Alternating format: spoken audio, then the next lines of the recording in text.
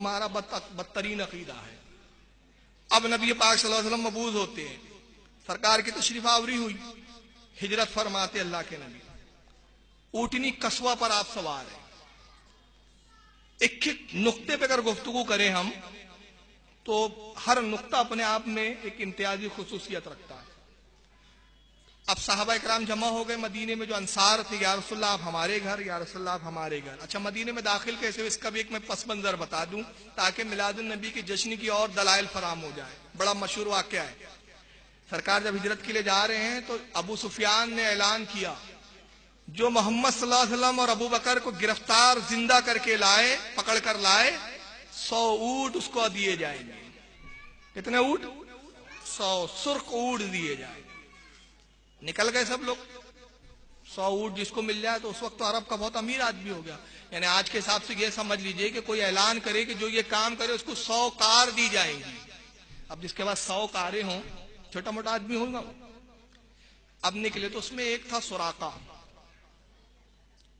حضرت یہ سراقہ کافر تھا، اپنے گھوڑے پہ نکلتا ہے رسول کی تلاش میں، اور اس کو سبھی سیرت لکھنے والے جتنے سیرت نگار سب نے لکھا ہے، کسی نے اس واقعے کو نہیں چھوڑا۔ شاہ عبدالحق سے لے کر جلال الدین سیوطی سے لے کر محب اللدنیہ سے لے کر حضرت امام ابو اسحاق اور تفسیر طبری وغیرہ سب تک سب نے لکھا ہے، کسی نے نہیں چھوڑا اس واقعے۔ سراقہ جب پہنچا تو دیکھا ابو بکر صدیق اور رسول اللہ جا رہے ہیں۔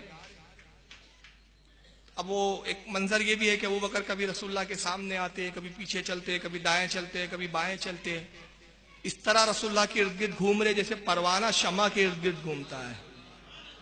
نبی مسکرا کے کہتے ابو بکر کیوں گردش کر رہے ہو؟ عرض کرتے یا رسول اللہ سامنے ہو جاتا ہوں اس اندیشے کے تحت کہ اندیشہ ہوتا ہے کئی دشمن کا تیر سامنے سے نہ آ جائے، تو سامنے آ جاتا ہوں کہ آپ کی طرف جو تیر آئے وہ پہلے میرے سینے پر آ جائے۔ یہ محبت تھی ابو بکر کی۔ پھر خیال آتا دائیں سے بھی تو تیر آ سکتا ہے تو میں دائیں آ جاتا ہوں۔ نبی نے دعائے خیر کی، تبھی دیکھا ابو بکر نے گھوڑوں کی ٹاپوں کی آواز سنی، عرض کیا یا رسول اللہ کوئی پیچھا کر رہا ہے۔ غیب داں نبی تو سب جانتے تھے، مسکرائے ابو بکر غم نہ کرو، لا تحزن، غم نہ کرو، ان اللہ معانا، اللہ ہمارے ساتھ ہے۔ اب اس کے بعد وہ گھوڑ سوار آتا ہے، گھوڑے پہ سوار ہے سراقہ، اور سراقہ کون تھے پتہ ہے؟ کتابوں میں ان کا حلیہ لکھا گیا کہ اتنے اونچے پورا تھا سراقہ، جب گھوڑے پہ بیٹھتا پیر زمین پہ لٹکتے ہوئے چلتے تھے، یہ ہائٹ تھی سراقہ کی۔ اور عرب میں 7 گز 8 گز کا امامہ باندھا جاتا تھا، یہ بہت بڑا 10-15 گز کا امامہ باندھتے تھے سراقہ، بہت بڑا امامہ باندھتا تھا۔ بس قریب آیا ابو بکر کہتے یا رسول اللہ یہ سراقہ ہے بڑا قوی ہے، یہ تو ایک ہاتھ میں آپ کو اور ایک ہاتھ میں مجھے پکڑ لے گا، اتنا مضبوط باہوں کا مالک ہے۔ اللہ کے نبی اب کیا ہوگا؟ نبی پھر مسکرائے ابو بکر خوف نہ کرو، ان اللہ معانا، اللہ ہمارے ساتھ ہے۔ سراقہ اور قریب آیا، جب بالکل قریب پہنچا تو اللہ کے نبی زمین سے مخاطب ہو کے کہتے زمین سراقہ کے گھوڑے کو پکڑ لے۔ زمین شک ہوئی، گھوڑے کو پکڑ لیا۔ سراقہ گھوڑے پہ چھٹپٹا رہا ہے، محمد میرے گھوڑے کو چھڑوائیے، میں جان گیا آپ اللہ کے رسول ہے، آپ اللہ کے رسول ہے، آپ کو اللہ نے اختیار دیا، زمین آپ کی فرما برداری کرتی ہے، توبہ کرتا ہوں۔ زمین سراقہ کو چھوڑ دے۔ گھوڑا پھر صحیح و سالم زمین کے اوپر، سراقہ کی پھر نیت خراب ہوئی۔ اللہ کے نبی نے جان لیا سراقہ کی نیت خراب ہو گئی ہے۔ اللہ کا رسول وہ ہے جو دلوں کے بھی حالات کو جانتا ہے۔ بس سراقہ کی نیت خراب ہوئی، سراقہ کہتے ہیں کہ میں نے دل میں ارادہ کیا کہ وہم بھی تو ہو سکتا ہے کہ میرے گھوڑے کو زمین نے پکڑا تھا، ایک بار کیوں نہ پھر کوشش کی جائے۔ اللہ کے رسول نے پھر زمین سے کہا زمین سراقہ کے گھوڑے کو پکڑ لے، پھر پکڑ لیا۔ سراقہ گھوڑے سے کود کے زمین پر آتا ہے اور رسول اللہ کے قدموں میں سر رکھ دیتا ہے، اللہ کے نبی آپ کی اطاعت کرتا، آپ کی فرما برداری کرتا۔ سرکار نے کلمہ پڑھوایا، کہا سراقہ اب کیا ارادہ؟ حضور حکم عطا کرے تو میں مکہ جاؤں اور جو پیچھا کر رہے ہیں ان کو بے رہا کر دوں، میں نے ان کو بھٹکا دوں کہ حضور ادھر نہیں گئے، اور حکم ہو تو آپ کے ساتھ چلو۔ ارشاد فرمایا سراقہ جاؤ، جو دشمن آ رہا ہو اس کو کسی اور طرف کر دو، کوبا میں تمہارا رسول قیام کریں گا، کوبا میں ہم سے ملاقات کرو۔ سراقہ کچھ دور ادھر ادھر گھومتے پھرتے دیکھتے کوئی دشمن نہیں ملا، آخر میں کوبا میں رسول اللہ سے آ کر ملتے، کوبا میں ملے، سرکار نے قیام کیا کوبا میں، اور تاریخ کی پہلی مسجد کوبا جس کو کہا گیا، اللہ کے رسول مسجد کی بنیاد رکھتے ہیں، اسلام کی پہلی مسجد تعمیر ہو گئی۔ اب سرکار مدینے کے لیے ہجرت فرماتے ہیں. جمعہ بھی پہلا قبا میں پڑھایا آپ نے اسی مسجد میں, اور جس مسجد میں پڑھایا اس کو مسجد جمعہ بھی کہا جاتا ہے. سرکار جب نکلتے ہیں, سراقہ مل چکے تھے, عرض کرتے یا رسول اللہ میں بڑے بڑے شہروں میں گیا ہوں. اب دیکھیں محبت رسول, دیکھیں صحابی ہو گئے ہیں نا, اب صحابی کا قول صحابی کا عمل دلیل ہے, اور پھر رسول کی موجودگی میں ہو اور سرکار اس پر رضا ظاہر کرے تو اب عمل صحابی کا نہیں ہو گیا, وہ رسول اللہ کا عمل ہو گیا سکوتی, حدیث سکوتی ہو گئی ہے. کہتے یا رسول اللہ میں دنیا کے بڑے بڑے شہروں میں گیا اور میں نے دیکھا کہ جب شہنشاہ چلتے ہیں تو ایک جھنڈے والا, ایک علم بردار جھنڈا لیا آگے آگے چلتا ہے. اے اللہ کے نبی آپ شہنشاہوں کے شہنشاہ ہے, اجازت دیجیے میں بھی جھنڈا لے کے آپ کے آگے آگے چلوں. ارشاد فرمایا سراقہ جھنڈا کہاں ہے, علم کہاں ہے؟ فرمایا میرا امامہ. سراقہ نے 2 نیزے لیے, نیزوں کو باندھا, 2 نیزوں کا بلند کیا اور اپنے وہ 15 گز کے امامے کو باندھتے جو ہوا میں لہراتا ہے, اور سراقہ اکڑ کر تکبر کے عالم میں, اس لیے کہ میں نبی کا علم بردار ہوں, اس گھمنڈ اور تکبر کے ساتھ جب آگے چلتے ہیں تو نبی پاک مسکرا کے کیا کہتے ہیں, سراقہ تو ہمارا علم بردار بنا ہے, تو نے ہمارا جھنڈا سنبھالا ہے, میں تجھے بشارت دیتا ہوں تو دنیا بھی میرا علم بردار اور آخرت میں بھی میرا علم بردار. نعرہ تکبیر, نعرہ رسالت, مسلک اعلی حضرت عید میلاد النبی, نعرہ تکبیر. جھنڈا, علم اور جھنڈا بدعت ہے تو پھر سب سے پہلا بدعتی تو سراقہ ہے معاذ اللہ تمہارے عقیدے کے مطابق. اب یہ تو سنت بن گیا.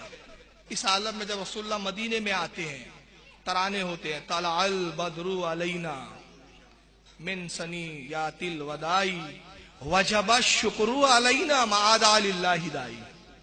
شعر کا ترجمہ سنو گے نا تو وہابیت کی بیڑا غرق ہو جائے گا. شعر کا ترجمہ کیا ہے پتا ہے؟ طلع البدر علینا, طلوع ہوا ہم پر 14ویں رات کا چاند. نبی پاک کو 14ویں رات کا چاند کہہ رہی ہے وہ بچیاں مدینے کی, دف بجا کر کہہ رہی ہے, دف بج رہے ہیں اور اللہ کا نبی مسرور ہو رہا ہے, خوش ہو رہا ہے. اور یہ پورے انصار اور مہاجرین جو ہجرت کر کے پہلے آ چکے تھے یہ سب رسول اللہ کے پیچھے ہیں.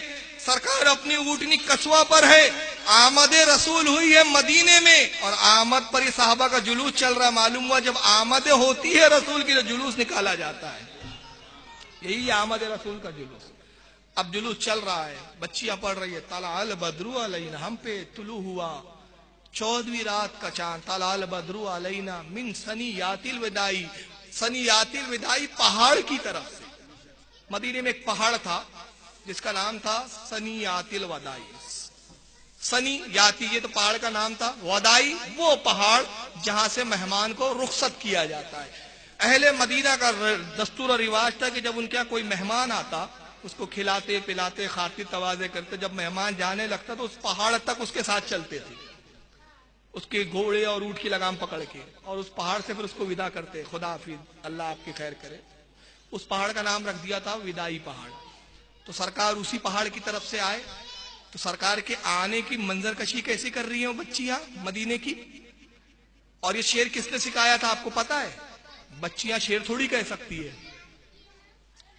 تاریخ کا یہ حصہ. اے بچوں خاموش رہو, کہاں بڑبڑ کر رہی ہے بچیاں, بیٹا تم بھی ثنیات الوداع کہو میرے بچوں. یہ شعر کس نے سکھایا تھا ان بچیوں کو؟ بچیاں شعر کہاں سے کہیں؟ چھوٹی چھوٹی بچیاں تھی نا وہ جو دب بجا رہی تھی. تاریخ میں کبھی کھوجنے کی کوشش کیا آپ نے؟ حضرت مسیب ابن عمیر صحابی رسول تھے جن کو رسول اللہ نے مدینے میں ہجرت سے پہلے جب مدینے میں اسلام پہنچ گیا, حضرت سعد بن معاذ اور سعد بن عبادہ جیسے عرب کے مدینے کے سردار ایمان لا چکے, اور انہوں نے کہا یا رسول اللہ کوئی مبلغ روانہ کیجئے جو اسلام کی تعلیم دے.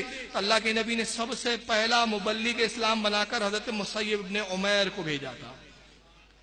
یہ گئے, انہوں نے بچیوں کو جمع کیا کہ رسول آ رہے ہیں. انہوں نے یہ نعت لکھی تھی طلع البدر علینا, اور بچیوں کو یاد کروایا کہ جب نبی آئیں گے تو یہ نعت پڑھوانا. معلوم ہوا کہ بچیوں کو تیار کرنا, نعت پڑھوانا, بچوں کو نعت سکھانا یہ مسیب ابن عمیر کی سنت ہے, اور یہی سنی کرتے ہیں. اور یہ اپنے بچوں کو بچپنے سے یہی سکھاتے ہیں, بیٹا یہ بدعت یہ شرک, بیٹا یہ بدعت یہ شرک.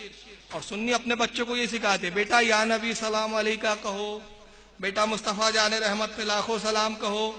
سنی یہ سکھاتے، یہ بدعت شرک سکھاتے ہیں. بہرحال انہوں نے سکھایا، بچیاں پڑھ رہی ہے طلع البدر علینا من ثنیات الوداع، ہم پر طلوع ہوا 14ویں رات کا چاند ثنیات الوداع پہاڑ کی طرف سے. وجب الشکر علینا ماذا للہ دائی، ہم پر شکر واجب ہے اللہ کا، ہم پر شکر واجب ہے اللہ کا تب تک جب تک نبی کے چاہنے والے زندہ ہیں. گویا بچیاں بتا رہی ہے کہ نبی کی آمد پر شکر واجب، اور واجب کب تک؟ جب تک نبی کے چاہنے والے زندہ ہیں. اعلیٰ حضرت نے اسی کو کہا رہیں گا یوں ہی، ان کا چرچا رہے گا، پڑے خاک ہو جائے جل جانے والے، انہی کا چرچا رہے گا. تو یہ سنیوں پر واجب ہے، ہم اپنا واجب اتار رہے ہیں. تم پہ تو کچھ فرض ہے نا، واجب ہے، تم پر ایک ہی فرض ہے. میں بارہا کہتا ہوں، یہ میں نہیں سمجھتا ان کو منوا کے کیا کرنا ہے. آپ اپنے جلوس میں ان کو بلا کے کیوں اپنا جلوس خراب کر رہے ہیں؟ یہ کہتے جلوس بدعت، تم نے کہنا بالکل آنا مت، دور رہے. چل، ہمارا امام بول چکا تجھ سے اور جنت سے کیا مطلب، آپ بھی دور ہو، ہٹ، ہمارے جلوس میں آ بھی مت. تو کیوں جلوس خراب کر رہا ہے؟ گندگی، چل نکل یہاں سے. ہم جو ہے جیسے بھی ہم کو کرنے دے، ہم تو عشق کیا ہے، اے عشق تیرے صدقے جلنے سے چھٹے سستے، جو آگ بجھا دیں گی وہ آگ لگائی ہے. سبحان اللہ، سبحان اللہ. ہم تو وہ لوگ ہیں، ہمیں عشق میں جینے دو، تم اپنا خشک مذہب اپنے پاس رکھو.